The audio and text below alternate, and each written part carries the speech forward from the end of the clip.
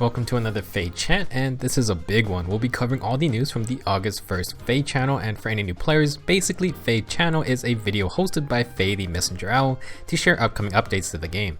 Included will be the summer celebration where you can get a ton of rewards. There was also a new mode announced, which is still a bit mysterious, but we'll discuss what was shown so far. At the end of the Feh Channel, they also showcased the Choose Your Legends 3 heroes, including artwork, some skills, and potential stat lines. That will be a big part of this video. Then at the end, I want to talk about a certain leak that happened because it does pertain to a new hero, and because August is going to be an insane month for spending orbs, you may want to know who that is and have a heads up before you spend everything on Choose Your Legends. Alright, so we got a lot of information to discuss, so let's get into it. First up is Feh's Summer Celebration, basically an event to celebrate the game's 2.5-year anniversary. This is starting right now, and it includes a login bonus, celebration quest, and double EXP and SP. We also have 4 other events to talk about in more detail. As usual, we will have daily reward maps, and these are super easy maps that grant 1 orb for beating them. There were 2 difficulties, but again, these are extremely basic, so even new players should have no trouble completing them. We will have 10 of these with 2 difficulties each, so that's an easy 20 orbs right there. Next up is the Grand Hero Revival event. The 12 Grand Hero battles from the previous year will be available for 2 days each and then rotate out. If you're a brand new player, this means you can earn the regular amount of rewards from these maps, which are copies of each hero, so have fun challenging them all. For veterans, it appears we will have quests to go along with each of these Grand Hero battles to get another copy of each unit, so that's great as well. My standout pick from these units is Aversa, who is extremely useful thanks to her debuffs. Linus, Melkana, and Fallen Takumi are all solid units as well that I like to use from time to time. During this event, we will have daily summoning events that include a ton of the past banners featuring certain skills. These only last 1 day before moving on, so be sure to stay on top of things. Plus, you can claim your free summon from every banner, so even if you don't plan to spend orbs, you still get 21 free summons overall. I've written out all the names of the units on these banners, so feel free to pause the video if you want to read them all. Just to note, the countering skills banner has distant counter from Hector, but if you just want distant counter, hold your horses, there is a better banner for that. The fighter skills banner is another standout one since bold and vengeful fighter are stupidly OP. No special fighter however. A lot of these banners aren't bad, but many of them do have color sharing, so you'll want to be careful about that. For example, Micaiah shares the blue spot with Quan on the drive attack banner, but she's by herself on the distant defense banner. Now, if none of those banners pique your interest, we have a Hero Fest. This is another special type of banner that is quite rare, so let me explain for newer players. Similar to legendary or mythic banners, Hero Fest features an increased 5-star focus rate starting at 5%. However, Hero Fest doesn't have a 0% non-focus rate, which means if you do pull a 5-star unit, it's not guaranteed to be one of these 4 units. It can be a pity breaker. Still, Hero Fest are fantastic banners because they can offer some pretty darn good units. This one features Tabarn, who's just an amazing offensive threat, plus he has 30 impact. Nyla is another beast unit who has distant counter and null C disrupt, so I would try to get her instead of pulling on just the Hector banner. There is also Surtur, who is just a monster and has steady stance 4. Last is Fallen Young Tiki, who has special fighter, but I hate seeing her around because she is a very strong dragon herself. A fantastic Hero Fest banner, but it's not the only banner that many people are going to want to pull on. The second major part of this Feh channel was the announcement of a new mode, Lost Lore. Now, this seems to be another side aspect of the game, something similar to the Aether Resort or tap battles. That said, there are elements that require you to choose from your units, and there are rewards. From the sound of it, this mode will have us searching for lore about the main Fire Emblem games. The thing is, I am not really sure if we get to read some of the actual lore about the games. They did not show anything like that, but I guess we'll have to wait and see. It would be cool to learn about other Fire Emblem games, but don't hold your breath. From what we were shown, there is a specific game that is focused on. You have to scout out areas by selecting 2 heroes, and you can choose how many lines to scout.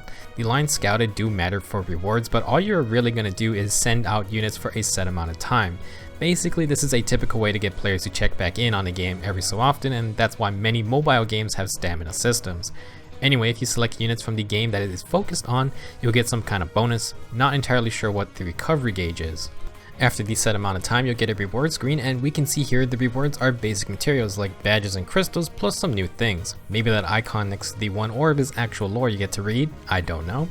You have to scout out multiple areas before getting to a strike. The strike asks you to pick 4 units, and again, units from the same game get bonus stats. You're also told that the enemy's main force is mostly made up of something, in this case it was mostly cavalry. The strike itself seems to have some kind of battle mechanics, which I'm not 100% sure on at the moment. We saw our team fight the enemy, and then on the end of the timer, apparently some of the enemies got revealed. Sheeta didn't do so well, but that's because it turned out her opponent was a blue lancer. Now, I'm guessing this means you can remake your team with the gained knowledge to get a better matchup on the next go. It sounds like this will require multiple rounds, so definitely pay attention to what enemies get shown. Next, Feh told us that units used in strikes with ally support will get bonus stats, and their bond will go stronger every 4 hours. The same applies to these scouting missions as well. It kinda seems like Lost Lore will be a way to grind out ally support ranks passively. She did mention that they would become friends if paired up for 24 hours, so that could either mean you gain 1 support rank every day, or it takes 24 hours to max out to S rank. I'm not completely sure. This new mode has a lot of unanswered questions. It's definitely a passive mode where you just set it and forget it, but definitely remember to check back in. The rewards may seem a bit odd, but for doing nothing essentially, I guess it's alright. Not to mention that badges can be pretty sparse for newer players, so I think they are a nice addition. For myself, I'm going to be interested in if you actually get to learn something about the main Fire Emblem games. I feel like it's always nice to learn something about characters you never got the chance to fully understand, and it would be another nice addition for a game that is combining all these different games together. Lost Lore premieres on August 13th, so in about 2 weeks, we'll definitely just have to wait and see what the mode actually offers. Moving on, we got a reveal for our Choose Your Legends 3 winners. Eliwood was the second place winner for the men's side, while Alm took first place. For the women's side, Camilla was the runner-up, with Micaiah winning it all. If tradition holds, you will get to select one of these units for free, and then they will have their own banner as well. We got to see their skills and potentially their final stats as well, so let's talk about all of them. First up is Camilla, who is dressed up as the Queen of North. This Camilla is a flying staff unit, and so far for the past 2 years, the colorless unit has been the unquestionable best pickup from their CYO group. Can Camilla continue the trend? Her unique staff is called Sangrider, I think. I don't know. I'm just gonna call it Camilla's staff. It has 14 might and prevents enemy counterattacks, basically dazzling staff. Guess what? She also has Wrathful Staff as her B skill. If Camilla initiates combat, grants +3 attack and speed during combat. After combat, if Camilla makes an attack, inflict gravity on the target and foes within 2 spaces of target. Alright, so this is a pretty nice staff, gravity plus extra attack and speed when initiating. Combined with the Wrathful and Dazzling staff and being a flying healer, Camilla should be able to do a similar job to Brave Veronica if you want an offensive healer. If we have her actual base stats, then oh boy, she's going to be in a really good spot with 33 attack and 37 speed. That is very strong for a weapon that also grants another +3 attack and speed on top. But wait, there's more. Brave Camilla also has attack and speed push 4. At the start of combat, if unit's HP is greater than or equal to 25%, grants attack and speed +7. But after combat, if unit attacked, deal 5 damage to the unit. Dang, this is a much more powerful version than the regular push skills. You don't have to be at 100% HP, but rather just above 25% HP, and you get a massive +7 attack and speed during combat. You then only lose 5 HP after combat, and for Camilla, she would have to attack 6 times to even drop under 25% HP. Needless to say, but attack and speed push looks really good. I mean, it's almost like a different variant of Fury. On Brave Camilla, she essentially gets +10 attack and speed when initiating, and she has a great base attack and speed stat, so I can't imagine she's going to be a bad pickup. Her other skills include Attack Tactic and the Restore Plus Assist skill, so a really solid kit. Compared to Brave Veronica, she doesn't have 3 movement, but can fly over terrain, opening up more options. Veronica buffs and debuffs with her weapon, but Camilla applying gravity is also a strong effect. From what we've seen so far, I think Brave Camilla is going to be a great unit. Next, let's talk about Brave Eliwood. He is dressed up in his Marquise Foray outfit, which I think he does wear at the end of his game. Eliwood is taking up our blue spot and is a Lance Cavalier. His weapon is Ninice's Ice Lance, and it has 16 might plus is effective against dragons and beast foes. Not too many blue dragon killers, and our only beast effective weapons were Picnic Felicia and Flora's weapons, I believe. It also grants +3 speed to Eliwood, which is nice. If Eliwood initiates combat, grants attack and speed, defense, and res +4 during combat. Pretty simple weapon, and if we look at Eliwood's stats, if you subtract out the bonuses from his lance, he'll have 40 HP, 37 attack, 35 speed, 32 defense, and 18 res. That's going to tie him for the strongest lance cav and second fastest in the group, so Eliwood is going to be another offensive attacker. He comes with Swift Sparrow 3 to further that agenda, and when he initiates altogether, he's going to reach 63 attack and 49 speed. My goodness. For his other skills, he has Rally Attack and Defense Plus and Speed Opening for support options, and then it looks like he's going to have Attack and Speed Ruse, so he can debuff enemy attack and speed plus inflict guard on them. Brave Eliwood is looking pretty nice as well. He's going to be a great Lance Cavalier if you want someone decently fast, and the effectiveness against dragons and beast units is a nice bonus. His kit is rather simple, but should be fun to use. Next up we have Brave Micaiah, and it should be pretty obvious, but spoilers if you look at the ghostly Yoon standing behind her. Micaiah is in her priestess outfit, which was in her game, and I thought it would probably have been the outfit for her legendary version, but I guess we'll have to wait and see on that one. Now, I'm pretty happy with Makai's unique weapon, the Light of Dawn. Even if it's not super unique, it basically completes the Thani red, blue, and green collection since it's effective against armored and cavalry foes. This Makai is a green mage, and an important thing to notice is that she is a flying green mage. She attacks from over water in the video. Light of Dawn also adds +3 res to Makai's already monstrous res stat. It then grants bonus to attack, speed, defense, and resistance during combat, equal to the current penalty on each of target's stats. Each stat is calculated individually, so this is the same effect that Saizo's Star introduced, and it basically means Makai wants debuffs on the enemy. If the enemy has -6 attack, she gains +6 attack. This is a neat effect and would work very well with things like chill attack or chill res. Brave Makai's stats seem to be 36 HP, 37 attack, 28 speed, 17 defense, and 37 resistance, pretty similar to her other forms. For other skills, Makai has attack and res bond 4 if unit is adjacent to an ally, grants attack and res +7 to unit, and neutralizes unit's penalties to attack and res during combat. Wow, so the bond skills get their tier 4 versions and essentially add more stats, plus they get rid of any debuffs to the same stats they increase. This variant is nice for Makai, who loves more attack and resistance, and she's going to be a really tough magical damage tank.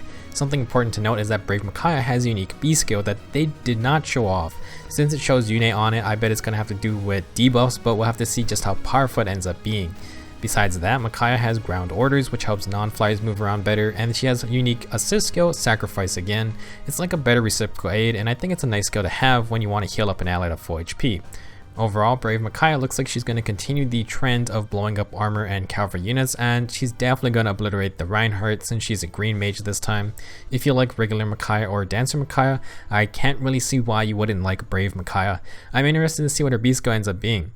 Last up we have Brave Alm, who is wearing armor inspired by Emperor Rudolph, and I do like his fur collar. Still wielding his falchion, Brave Alm has the Draco falchion, which glows bright blue. It's a 16 might sword effective against dragons and grants +3 attack. If the number of foes within 2 spaces of Alm excluding his target is greater than the number of allies within 2 spaces, then he gets +5 to all stats during combat. Now, besides the dragon effect in this Draco falchion is just a better version of Wellhart's Wolfberg, since it grants an extra stat point for these same conditions. Brave Alm is going to want to stand on his own to gain his stat boost, and he has a unique A skill called Send Scale. Send Scale deals damage equal to 25% of Alm's attack stat, but after combat, if Alm attacked, he loses 7 HP. Alrighty, so this is an A skill that adds free true damage to every one of Alm's attacks, and it's almost a whole Draconic Aura's worth of damage. For example, if Alm had 50 attack, that equates to 12 true damage per hit. Brave Alm also has Draconic Aura as a special, and he has chill defense to hit harder. Like Makaya, Alm has a C skill we weren't shown, but this one isn't his unique skill. It appears to have the background of the Threaten skills, but affects attack and speed. This could be a tier 4 Threaten skill, or maybe it's something entirely new. I have a few theories on what it does, since in the video we see Alm has attack and speed buffs. The Asker trio don't have buffs except for Sharena's rally attack, but I think this is probably coming from Alm's new C skill. If you watch the video, you can also see the Manakete Alm is within 2 spaces of is debuffed, which is what Threaten skills do, so it's possible that maybe this new skill debuffs attack and speed within 2 spaces, and also grants Alm an attack and speed buff if it does activate. Seems pretty useful since Alm's attack is already looking to be pretty high, plus Send Scale is just adding straight damage anyway. Overall, I think Brave Alm looks strong, but he has a lot of competition in the red sword infantry pool. Just looking at Send Scale would be perfect with Desperation and a brazen attack and speed seal. Brave Alm definitely looks like he can pull out some serious damage. In the video, Feh told us to expect CYL 3 to launch mid-August. We have another new Heroes banner on the schedule for August 8th, I believe, so it's going to be a crowded month. There will be another special Feh channel just for Choose Your Legends, so we should learn more details there. Final topic for today is a leak that apparently happened through the in-game notification board. Now, I did not get to see this with my own game, so I'm gonna stay cautious, but it would seem legit, and unless a lot of people are trolling together, it is real.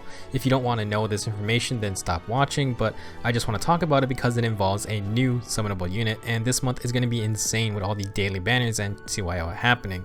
Maybe some people really want this character, so if you want a heads up, then you can decide whether you want to spend orbs now or not. I'm now going to showcase the leak. You have been advised. It turns out someone done goofed, because on the 3rd page of the notification board was this little announcement for Legendary Julia. Literally our next legendary banner, while the previous month's mythic banner is still going on. Feh has had leaks before, but this is a new one. If you want Legendary Julia, here is your heads up to start saving. We are even shown the units on the banner itself, so if you want any one of those, then now you know. So I'm not going to talk about Legendary Julia because this is a whole month away, but if this is real, this is quite the mess up. I do not see why they would change things even if it did get leaked early, but it's interesting to see how early in advance these things are planned out. Anyway, I just wanted to share this information because a lot of orbs are about to be sacrificed this month. I'm excited for Choose Your Legends 3 and I'm not entirely sure who I'm going to pick just yet. I really don't have a lot of orbs on hand, so it's going to be a tough banner if I try to get everyone. Let me know what you guys think about this new information and go enjoy the summer celebration. I'll see you guys in the next video.